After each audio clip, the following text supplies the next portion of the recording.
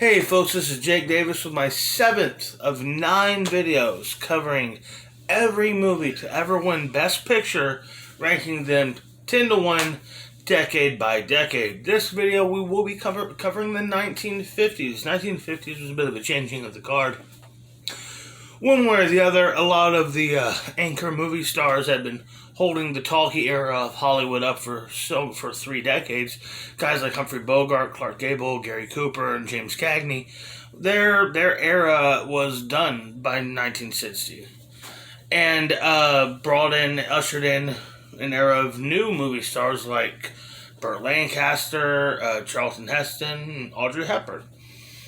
And this, more importantly, however, was the decade where Hollywood met its arch enemy, television. Television really got kicked off in the late 40s, but sure, by the time you had stuff like I Love Lucy, Dragnet, The Adventures of Superman, television was kicking cinema's ass, and cinema has been struggling to compete and keep up with television ever since, which finally looks like it has probably been, they've all but called it. They've all but called it at this point. So let's rank the top 10 movies of the 1950s. Number 10, An American in Paris from 1951, directed by Vincente Minnelli, I'll just call him Vincent, starring Gene Kelly, Leslie Caron, and Oscar Levant. This movie also won the Oscars for Best Story or Story and Screenplay. I'll get to it in a second. Musical score, cinematography, and art direction, and color and costume design, all for color. In the 40s and the 50s, there was this weird thing. They had 3 different categories for screenplay. They had story, screenplay, and story and screenplay. It's confusing. It's really weird. Anyhow, so this whole movie it's basically the story of these 3 guys in Paris, all trying to get their careers going. 2 dudes fall in love with the same girl, and it's a love triangle. I hate this movie. Years ago, when I first got on Facebook, and I ranked my I actually ranked 10 best, 10 worst Oscar Best Picture winners when I first got on Facebook years ago. I said that part. But that's all I did. I didn't go through all of them like I am now. I just did those 20. And the top of the bottom of the bottom to me at the time was An American in Paris. I don't know if I 100% stand that way now. Now I'm kind of leaning more towards maybe it is The English Patient. But The American in Paris is a hard movie to watch. And what's so awful about it's Gene Kelly. I love Gene Kelly. He's terrific. But man, I just do not like this movie. It's so slow. It's so painful. And I don't give a shit what the runtime says. That movie is well over 3 hours long.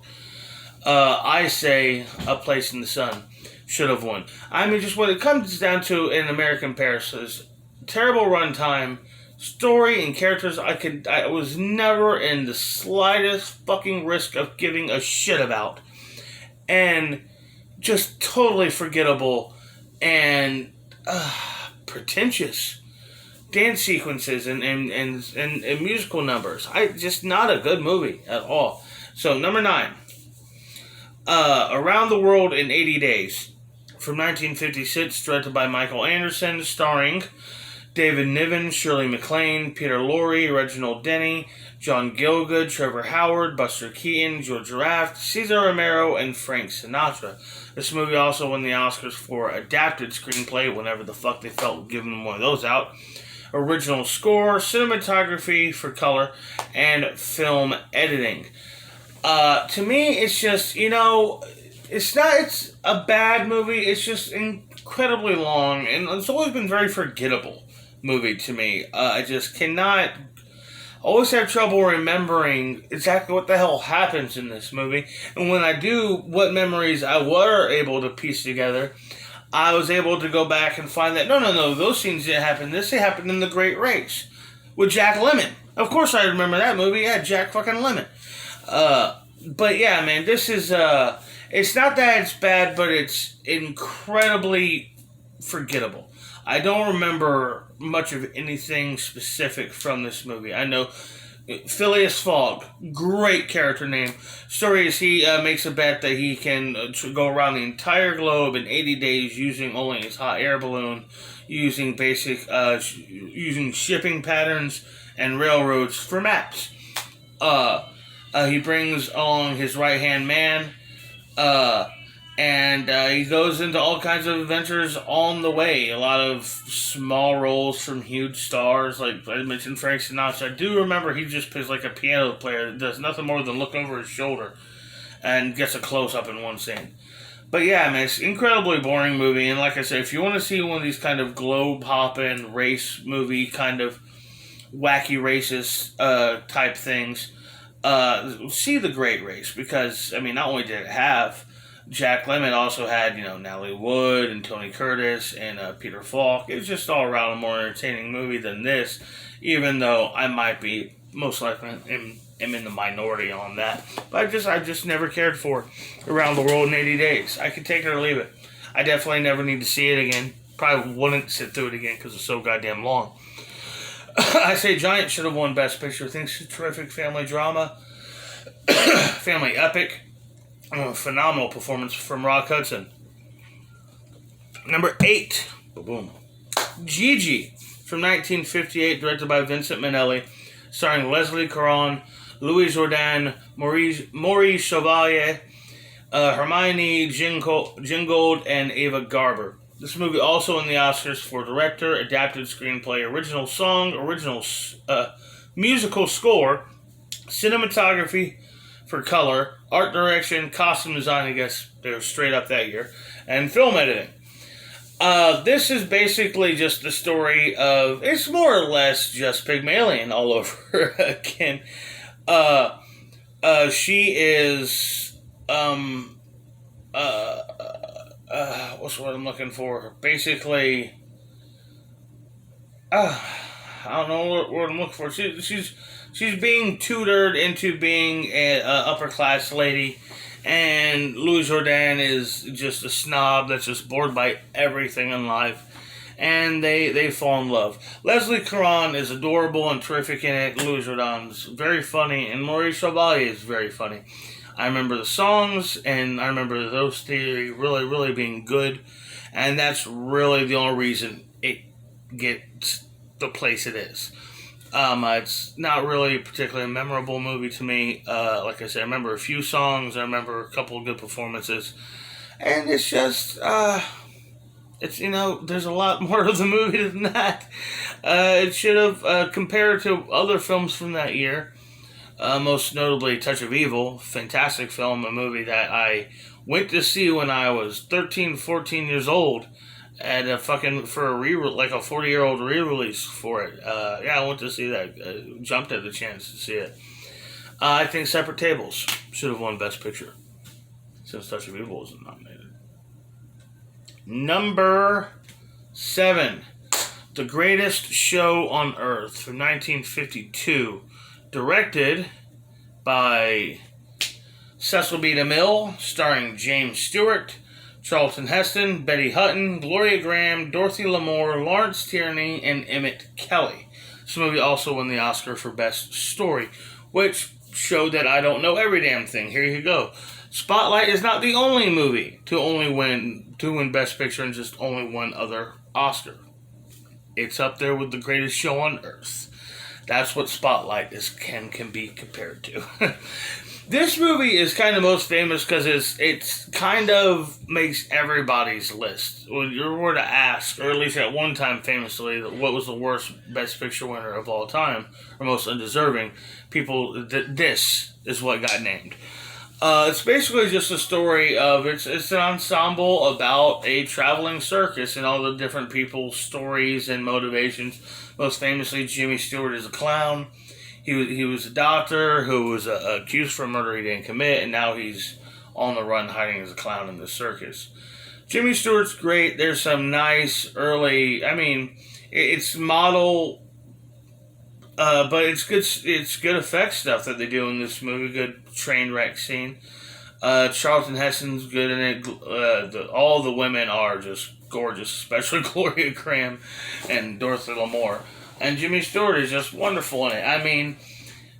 I went into it expecting trash and just enjoyed the spectacle of circus and melodrama and movie stars and good looking people. It just felt like a very tight knit, old school, this is just a big Hollywood movie. And yeah, it's shallow. It certainly shouldn't have won Best Picture, but it's not a bad movie. I enjoy The Greatest Show on Earth. I think it's a fun film. I would have probably voted for anything nominated for Best Picture over it, but I would have definitely voted for The Quiet Man. That's what should have won. Number 6, and we'll point out from Sits On, this list was legitimately hard to rank. Every ranking was difficult. So number 6, Marty, from 1955, directed by Delbert Mann, starring Ernest Borgnine and Betsy Blair. This movie also won the Oscars for director, actor, and screenplay. This is just a story of two hopeless romantics, both considered unattractive or undesirable. He's like a 40-year-old butcher. She's, I think, a secretary or something like that, or a copy clerk. And they just, they fall in love one night, and it's charming and it's romantic and it's funny. And I've always enjoyed the kind of more unconventional love stories, even the ones about older people or even same-sex things. You have an opening to kind of tell a story that hasn't been told before, or is not not so much not been told before, but not the traditional young people in love, Romeo and Juliet stuff. Yeah, this was a sweet film, and you go with Marty through his story of just basically being a guy who's pretty much come to terms, I'm going to spend the rest of my life alone, just taking care of my mother, then she's going to die, and then I'm just going to be old waiting for my turn to fucking die. And then, no, he finds a woman, he falls in love, and it's a very, very sweet movie. I still may have voted for Mr. Roberts for Best Picture, but I don't know. I may have still given it to Marty. Number 5, All About Eve from 1950, directed by Joseph L. Mankiewicz, starring Bette Midler. Bette Midler. I wrote fucking Bette Midler here. Starring Betty Davis, Ann Baxter, George Sanders, Celeste Holm, and Marilyn Monroe. This movie also won the Oscars for director, supporting actor, screenplay, costume design, black and white, and sound. That's why this video is in black and white. I'm doing the rest of these in black and white. The whole story here is Ann Baxter plays this character who gets more and more obsessed with this aging Broadway star and kind of interlopes her way into this woman's circle of friends, basically in hopes of replacing her. It's a very darkly humorous and very entertaining movie with some great performances from especially Betty Davis and George Sanders. And yeah, it's very dark and sharply funny. But yeah, Sunset Boulevard should have won. Hi, baby.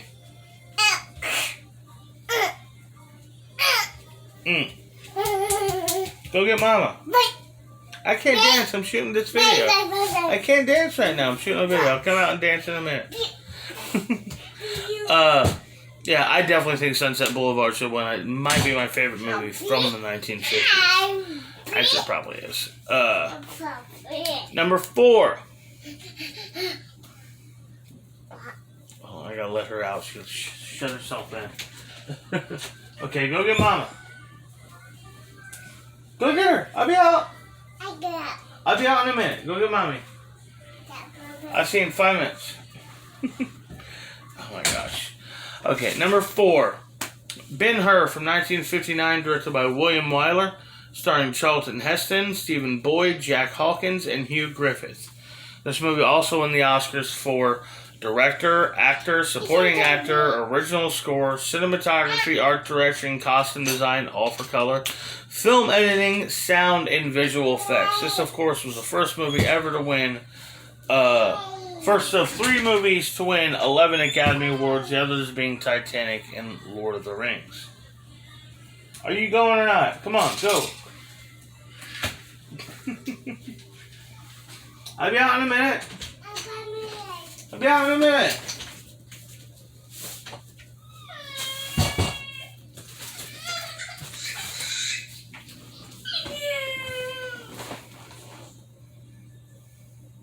Kids. Anyhow, this is the story of Judah Ben-Hur, who is a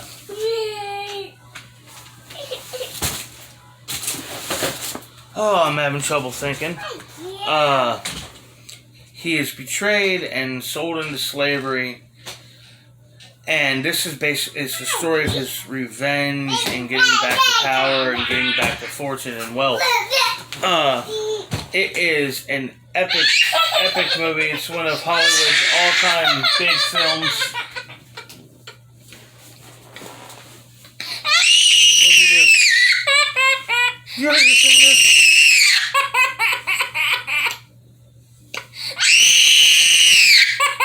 Are you okay?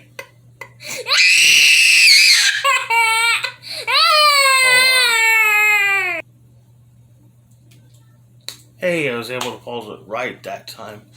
Poor baby girl shut her finger on the door, but she's okay now. Ben-Hur was actually a kind of revolutionary for filmmaking, big Hollywood marketing.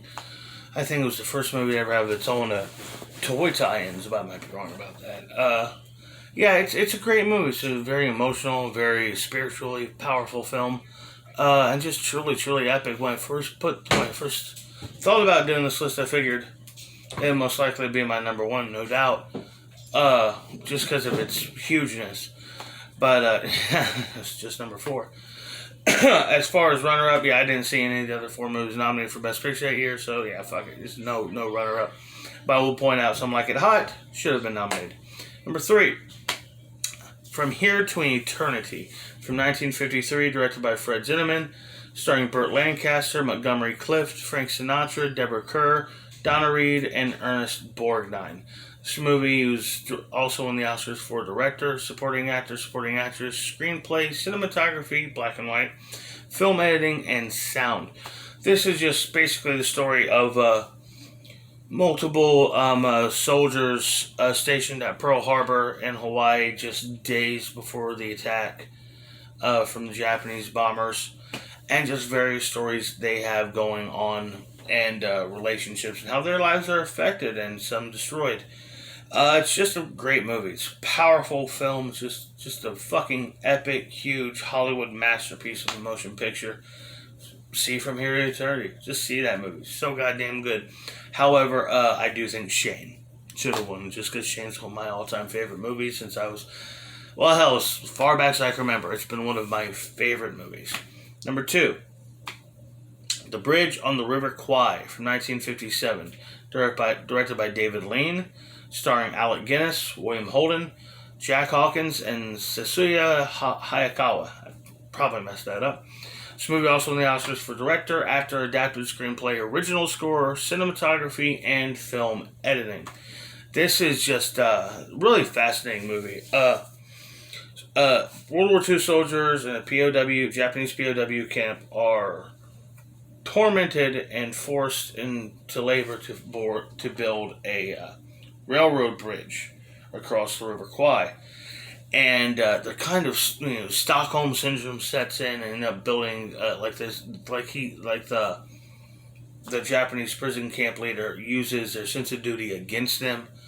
And it's really great film, a great study of like I said, duty and morality and torture and psychological trauma and these kind of things. It's just a fucking great film. And I assure you, the third act of The Bridge on the River Kwai is some of the best shit you'll ever see in movie history, hands down. For runner-up, I'd say Witness for the Prosecution, because River Kwai definitely should have won. And my number 1 best film to win Best Picture of 1950s is On the Waterfront from 1954, directed by Elia Kazan, starring Marlon Brando, Ava Marie Saint, Lee J. Cobb, Rod Steiger, and Carl Malden. This movie also won the Oscars for director, actor, supporting actress, story, and screenplay. Cinematography, black and white, art direction, also black and white, and film editing.